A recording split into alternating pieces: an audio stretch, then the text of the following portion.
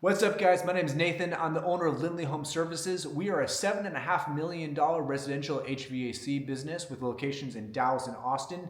And I want to do a couple of videos talking about what we've learned along the way. All right, guys. Mistake number 4 that I see many companies making, this is probably almost everyone, is training your technicians. So we've talked about getting your pricing right.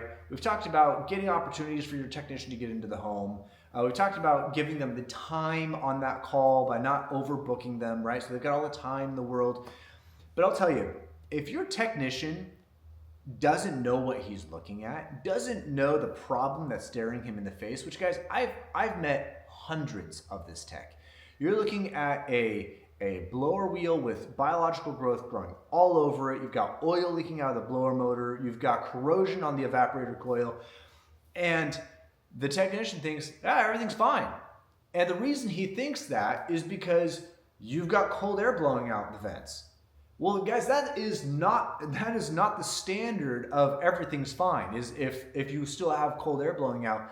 What we try to do is train our technicians to spot future issues. If you've got a dirty blower wheel, that's going to cause reduced airflow, which is going to increase pressures in your system. It's going to wear out your coil faster. You're promoting biological growth. You're wearing out your blower motor faster. There's all kinds of issues that are stemming from a dirty blower wheel, and that's just one example.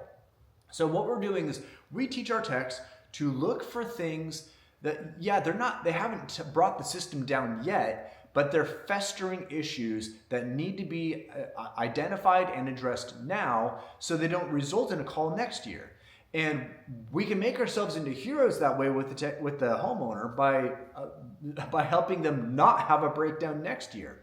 And so that all comes down to technical training. And so I would strongly encourage you to invest heavily in ongoing technical training. A really simple way to do that is just with the Modern Refrigeration book. This was the book that I tested on to get my HVAC contractor's license.